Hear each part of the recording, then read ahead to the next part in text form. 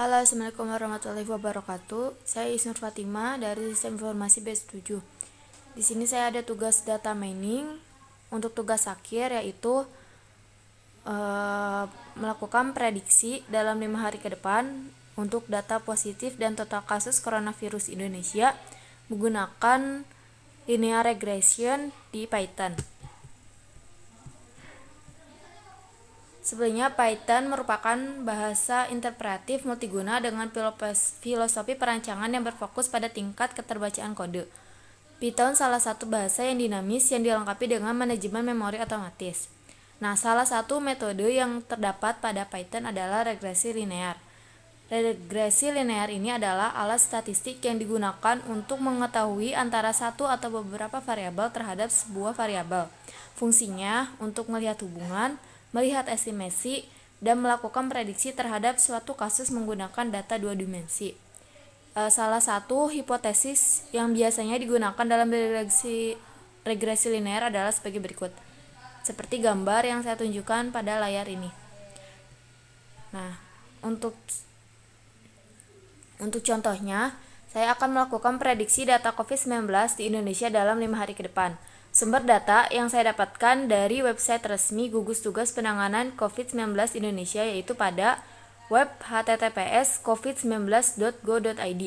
Data yang digunakan merupakan data positif dan data total kasus COVID per tanggal 7 Mei 2020 sampai dengan 26 Mei 2020. Sedangkan data yang akan saya lakukan prediksi yaitu mulai dari 27 Mei sampai dengan 31 Mei 2020. Langsung ke source code-nya.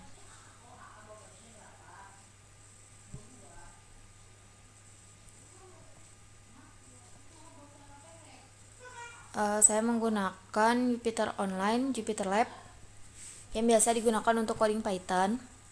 Sebelumnya saya menyiapkan datanya terlebih dahulu, memindahkan datanya ke CSV. Nah, data yang dipakai itu antara lain tanggal, total positive case, dan total kasus pada tanggal tersebut, dimulai dari 7 Mei sampai dengan 26 Mei 2020. Selanjutnya pada kodenya, sebelumnya kita melakukan import library apa aja yang akan digunakan dalam melakukan prediksi ini. Dan pada kesempatan kali ini saya menggunakan NumPy, Pandas, Matplotlib, dan Sklearn. Selanjutnya mendeklarasikan datasetnya ini ke beberapa variabel dan membaca file CSV-nya dengan fungsi pd.read_csv. Nah, setelah udah panggil datasetnya, nanti di sini akan menampilkan tabel yang berisi dataset sesuai dengan CSV yang telah dimasukkan. Ini sama dengan ya. Kemudian kita akan memasukkan tanggal berapa saja yang akan dilakukan prediksi. Prediksi masukkan tanggal-tanggal berapa saja yang akan dilakukan prediksi di sini. Setelah itu di sini untuk linear regresinya dengan memasukkan library Sklearn linear model import linear regresi di sini ya.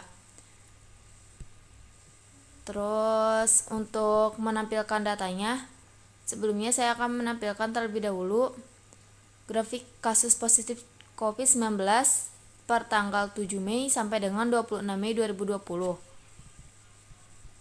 Setelah itu baru kita membuat prediksinya kasus COVID-19 ini ya for tanggal imprediksi. Kemudian nanti akan menampilkan tabel yang berisi data COVID positif. Kemudian kita dapat menampilkannya ke dalam sebuah grafik prediksi kasus dengan scatter plot. Sebelumnya tentukan dulu X-nya itu apa, PLT X labelnya apa. Di sini saya menggunakan X-nya sebagai tanggal dan Y-nya sebagai jumlah kasus positifnya. PLT show untuk menampilkan grafiknya itu sendiri. Nah, di sini Dari hasil prediksi yang saya lakukan menggunakan linear regresi menghasilkan pada tanggal 27 sampai 31 Mei ada perkiraan peningkatan, terus mengalami peningkatan total kasus positif COVID-19 Indonesia. Selanjutnya, untuk total seluruh kasus COVID-19 Indonesia, kita dapat menggambarkannya dulu grafik total kasusnya dari data tanggal 7 Mei sampai dengan 26 Mei 2020. Kemudian seperti tadi melakukan prediksi untuk total kasus, sebelumnya untuk total positif case.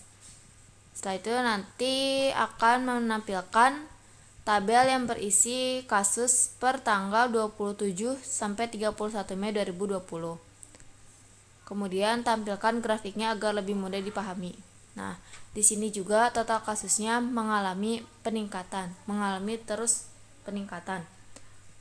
Nah, untuk prediksi ini bersifatnya hanya prediksi atau perkiraan dan tidak real atau belum tentu akan terjadi.